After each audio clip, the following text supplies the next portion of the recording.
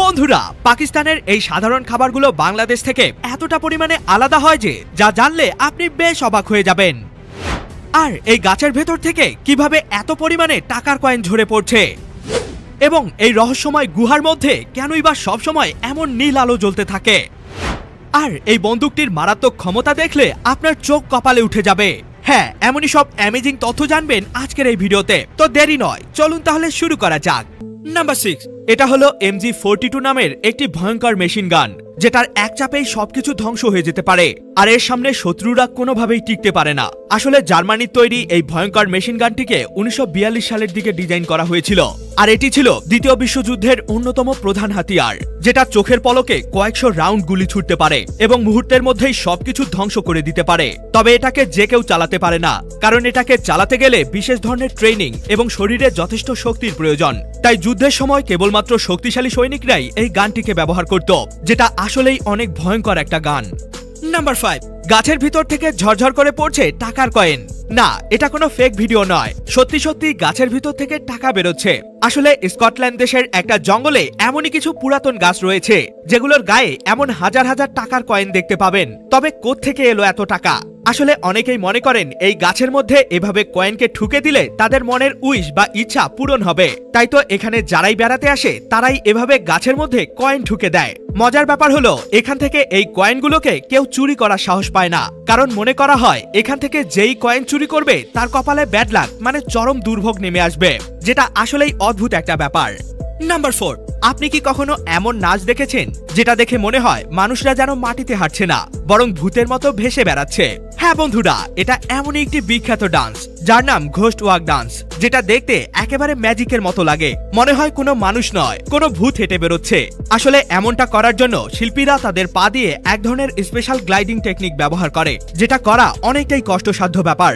আর dance করার সময় শিল্পীরা একদম পায়ের নিচ পর্যন্ত লম্বা ড্রেস পরে। এর ফলে এমন একটা ইলুশন তৈরি হয় যেটা দেখে মনে হয় সত্যি কোনো মানুষ নয়, যেন কোনো ভূত হাওয়ার উপর হেঁটে বেরোচ্ছে।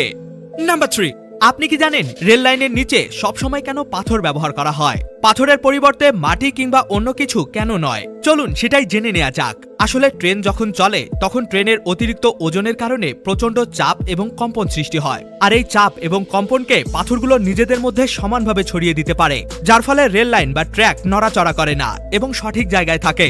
শুধু তাই নয়, বর্ষাকালে যখন অতিরিক্ত বৃষ্টি হয় তখন পাথরের ফাঁক দিয়ে পানি সহজেই বেরিয়ে যেতে পারে, ফলে রেল ট্র্যাক সহজেই ডুবে যায় না এবং পানির সাথে পাথর ভেসেও যায় না। কিন্তু পাথরের পরিবর্তে যদি মাটি কিংবা অন্য কিছু ব্যবহার করা হতো, তাহলে সেগুলো মোটেও রেলের কম্পন এবং চাপকে সহ্য করতে পারত না। এমনকি বর্ষাকালে বৃষ্টির সাথে মাটি ধসে গিয়ে এবং পানি জমে রেল ট্র্যাকের ব্যাপক ক্ষতি হতো। তাই তো রেল লাইনকে নিরাপদ রাখতে মাটি বা কংক্রিট নয়, শুধুমাত্র পাথরই ব্যবহার করা হয়।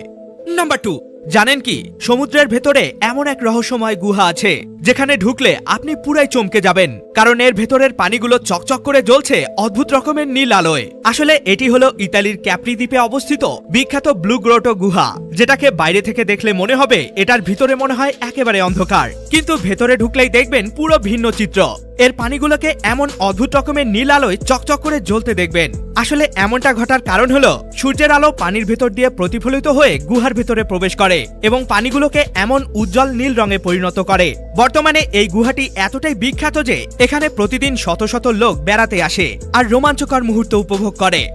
নাম্বার 1, বন্ধুরা চলুন এবার বাংলাদেশ এবং পাকিস্তানের বিভিন্ন রকম জনপ্রিয় কিছু খাদ্যের মধ্যে পার্থক্য দেখে নেওয়া যাক। আসলে বাংলাদেশের মানুষের প্রধান খাদ্য ভাত, মাছ, ডাল, মাংস ইত্যাদি, এটা তো আমরা সবাই জানি। তবে পাকিস্তানিরা বাংলাদেশিদের তুলনায় মাংস অনেক বেশি পরিমাণে খেয়ে থাকে। যেমন তারা গরু, খাসি, মুরগি ইত্যাদির মাংস খুব বেশি পরিমাণে খেয়ে থাকে। তবে পাকিস্তানের মানুষরা মাংসের সাথে সাথে বিরিয়ানি খেতেও খুবই পছন্দ করে। এবার বাংলাদেশের মিষ্টান্ন হিসেবে আমরা রসগোল্লা, মিষ্টি দই, সন্দেশ, চমচম এরকম টাইপের মিষ্টিগুলো খুব বেশি পছন্দ করে থাকি। তবে পাকিস্তানের মিষ্টান্ন জাতীয় খাবার বলতে তাদের কাছে জামুন নামের এই মিষ্টি খুবই প্রিয় একটি খাবার। এছাড়াও তারা কুলফি আইসক্রিম, ফালুদা বা এইসব ডেইরি মিল্ক টাইপের চকলেট অনেক বেশি পরিমাণে খেয়ে থাকে। তো বন্ধুরা, ভিডিওটি আপনার কাছে কেমন লাগলো সেটি অবশ্যই আমাকে কমেন্টে জানাতে ভুলবেন না। ধন্যবাদ। এ সকল তথ্যগুলো তো আপনি জেনেই গেলেন, কিন্তু আপনি কি জানেন স্কুলের শিক্ষকদের দেয়া এমন কিছু ভয়ানক শাস্তি যেগুলোর ব্যাপারে জানলে আপনি অবাক না হয়ে পারবেন না? আর এই উপজাতির মহিলারা কেন নিজেরাই নিজেদের হাতের আঙ্গুল কেটে ফেলে?